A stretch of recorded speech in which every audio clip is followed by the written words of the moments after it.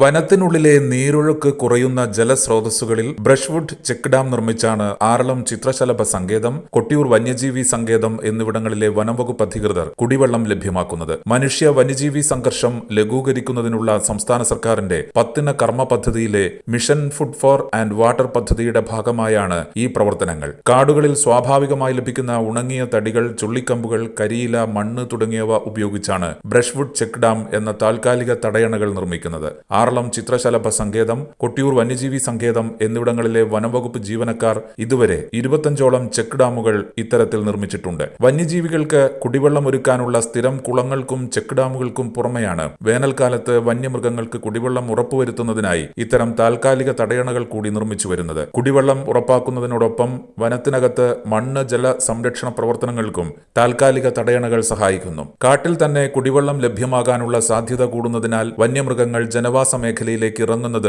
ഒരു പരിധിവരെ കുറയ്ക്കാനുമാവും.